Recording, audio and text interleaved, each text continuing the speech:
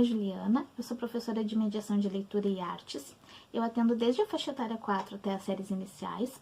E eu resolvi começar uma série de vídeos falando a respeito de bons autores infantis. E na sequência, eu quero fazer a contação dos meus livros preferidos destes autores. Dito isso, a autora que eu quero falar hoje é a Julia Donaldson.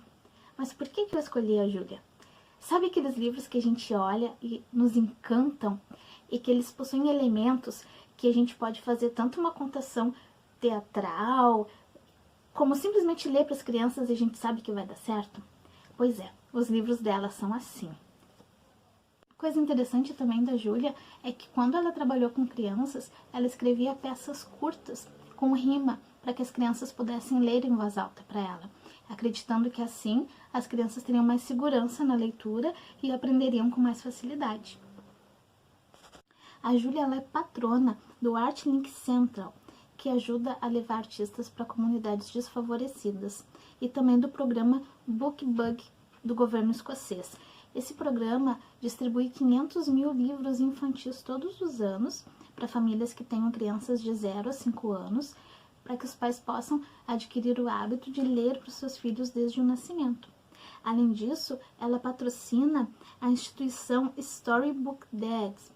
Essa instituição ajuda pais prisioneiros a gravarem livros de ninar para as crianças, né, gravarem com a sua voz, e essa gravação é enviada para os filhos, para que eles possam manter um vínculo com os seus filhos.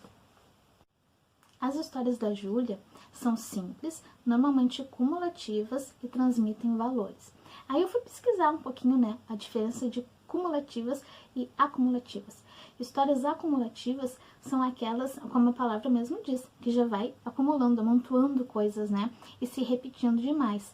Elas às vezes se tornam até cansativas. Não que elas não tenham a necessidade delas na alfabetização, a gente faz uso disso sim, mas é diferente do cumulativo. As histórias cumulativas, elas são momentos que se sobrepõem. Então, um exemplo de história cumulativa, de história acumulativa, é a casa que o Pedro fez. Eu vou ler um trechinho para vocês. Esta é a casa que o Pedro fez. Este é o trigo, que está plantado no quintal da casa que o Pedro fez. Este é o rato que comeu o trigo, que está na casa que o Pedro fez. Este é o gato que matou o rato, que comeu o trigo, que está na casa que o Pedro fez. Este é o cão que espantou o gato, que matou o rato, que comeu o trigo, que está na casa que o Pedro fez. Essa é uma história acumulativa.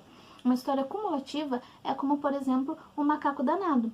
O macaco danado, ele tem um problema para resolver e várias soluções aparecem no decorrer da história, até que finalmente ele consegue resolver o problema dele.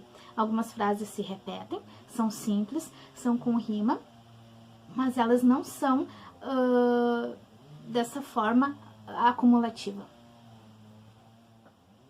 Na verdade, elas são... a história cumulativa, ela tem efeitos sobrepostos em uma escala, né, como na história do livro que eu falei para vocês. Então, quais os elementos que existem nas histórias da Julia? Rima, contos, escuta, oralidade, o recontar, né, o imaginar. E se a gente for lá na BNCC, der um Ctrl F e colocar essas palavras, a gente consegue encontrar todas as habilidades necessárias para fazer bons planos de aula. Então, agora que eu falei um pouco a respeito da autora Julia Donaldson, eu vou contar as histórias dela para vocês. E a primeira vai ser O Caracol e a Baleia. Até a próxima!